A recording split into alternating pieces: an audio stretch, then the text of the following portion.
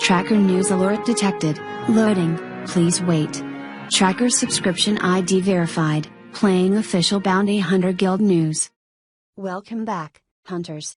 This is Garrett Kaliga coming back at you with more Tracker, the official source for Bounty Hunter Guild bounties and other info. Today's episode is brought to you by Center Mass, your single store solution for all your offensive and defensive needs. Stop by any of their franchises to get the feed on the latest deals from the manufacturers you've come to trust. We're going to talk to Callum Ringy in a moment, but first, I've got a couple more late additions to this episode's hot sheet. First up, Marshall Theodore. First time offender, bounty's been posted by the CCB. Looks like a few key run.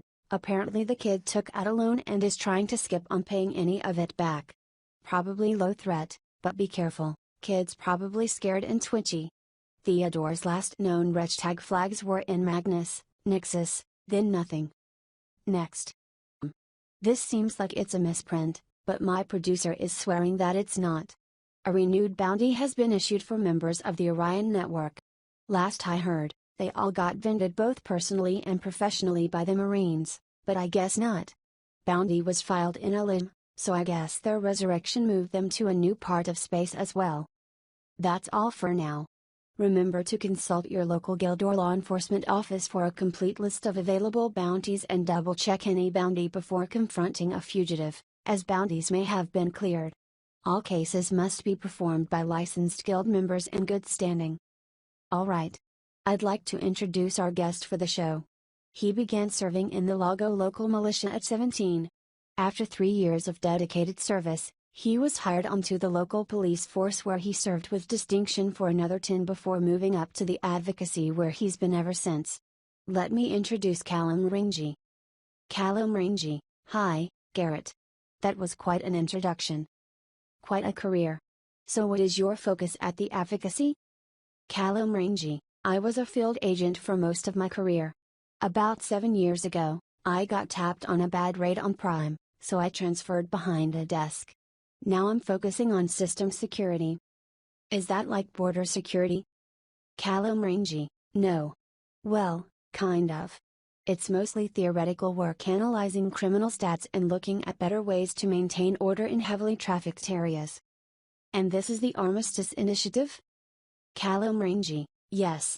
For several of years now, the advocacy has been working with the Senate and concerned members of the weapons industry to minimize the capacity for violence in secure space, whether intentional or not.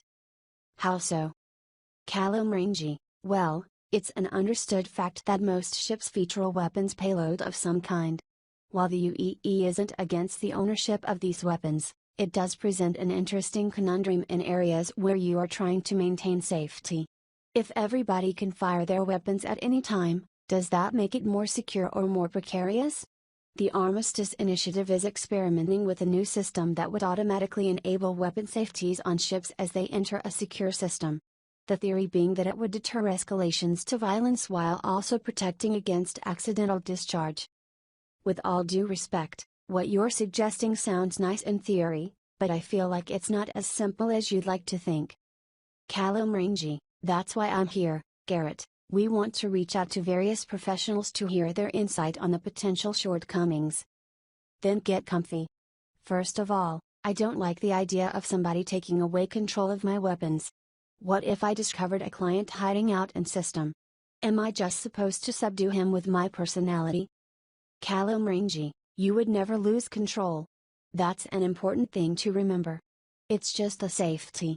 You can always disable it. Then what's the point of the system?